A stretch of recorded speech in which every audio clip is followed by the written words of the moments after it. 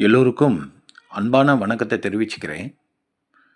இந்த காணொளிக்கு அடித்தளமா இருக்கிற என் குலதெய்வத்தின் துணையோட இந்த காணொளிய உங்களுக்கு சமர்ப்பணம் பண்ணி, இன்றைய வீடியோல என்ன தகவல நம்ப பார்க்க இருக்கோம் அப்படின்னு, மனம் ஒரு மாயக் கண்ணாடி அதன் தொடர்ச்சி பார்த்துட்டு இருக்கோம். இன்றைய விவரங்கள் என்ன அப்படின்னு பார்த்தீங்கன்னா, மாய உலகத்துல மனமென்ற மாய கண்ணாடி என்ற ஒரு மாய உலகத்திலிருந்து நான் செயல்முறை வாழ்க்கை வாழும்போது, இந்த மாய உலகத்தை எப்படி விளக்குறது? நான் மாய உலகத்திலிருந்து விலகி, எப்படி வாழ்வியல் முறையில மேன்மை பெற்று வாழக்கூடிய ஒரு எளிமையான முறைகள் என்ன? ப்ரீவியஸ் வீடியோல நிறைய குடுத்துட்டேன், இந்த மாய கண்ணாடிய பத்தி. இப்போ நிஜ வாழ்க்கை, செயல்முறை வாழ்க்கைக்கு எப்படி இந்த மாய கண்ணாடி அஃபெக்ட் ஆகுதுன்றத பார்க்கலாம். இப்போ நான் ஒரு செயல் செய்றேன். நம்ப நம்ப வாழ்வியல் முறையில எல்லாமே அடிப்படை தத்துவம் ஒரு செயல் தான் கர்மா. இப்போ இந்த செயல நான் பொய் சார்ந்த வாழ்க்கைய வாழுறேன். அதாவது உண்மைக்கு புறம்பான விஷயங்கள் எல்லாமே இதில ஈடுபடுறோம்னு வைங்க.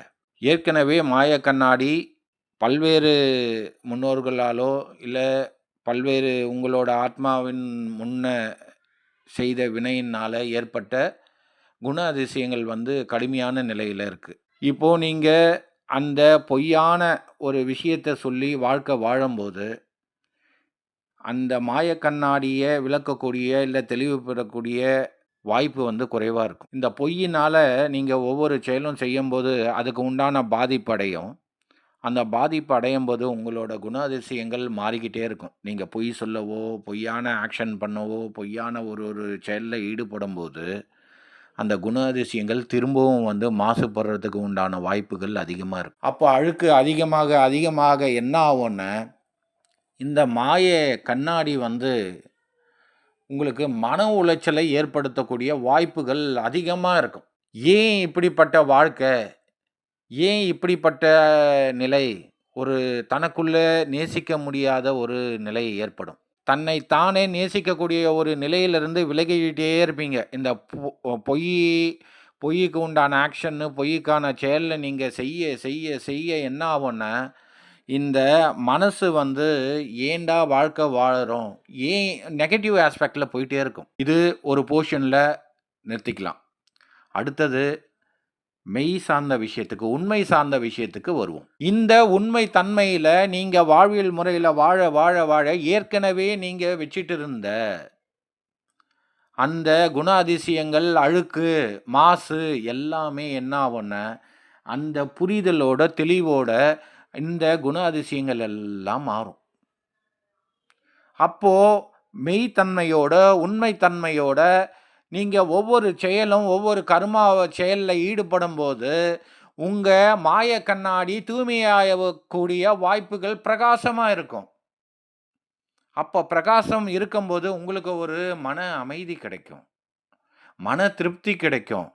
மனம் சாந்தம் அடையும். இந்த உண்மை தன்மை, உண்மை ரகசியத்த நீங்க புரிதலுக்காக எடுத்துக்கணும். இன்றைய காலகட்ட கலாச்சார சீர்கேடு நிலையில இருக்கோம். பல்வேறு காலகட்டத்தின் பல்வேறு மக்கள், பல்வேறு அமைப்பு நிலையில, பல்வேறு கர்ம செயல்பாட்டில ஈடுபட்டு இருக்கோம் மக்கள. உங்கள நீங்க இதில டியூன் பண்ணணும். ஒரு காரு 10 நாள் எடுக்கலன்னா, அதோட நெலைமை மேல எப்படி தூசி இருக்கும்ன்றது உங்களுக்கு தெரியும். ஒரு நாளு, 1 மாசம், 10 நாளு ஒரு கார தொடைக்கலன்னா, அதோட நிலைப்பாடு எப்படின்னு உங்களுக்கு புரிதல் இருக்கும். நீங்க வருஷம் வருஷமா சேர்த்து வச்சு ஒரு கார ஓட்டாம, அத ஒரே நிலையில நீங்க வச்சுட்டு இருந்தீங்க அப்படின்னா, அதோட தன்மை மிக, மிக மோசமான நிலையில இருக்கும். அதே நிலைப்பாடு தான் இங்கேயும். உண்மை சார்ந்த வாழ்க்கை வாழும்போது, நியாயம், தர்மம், நீதி, நேர்மை, ஒழுக்கம் சார்ந்த வாழ்க்கை வாழும்போது, இந்த மனம் என்ற மாயக் கண்ணாடி தெள்ளத் தெளிவான நிலைப்பாட்டை பெற்று, மேன்மை நிலைக்கு உண்டான நிலையை உங்களை உயர்த்திக் கொண்டே இருக்கும்.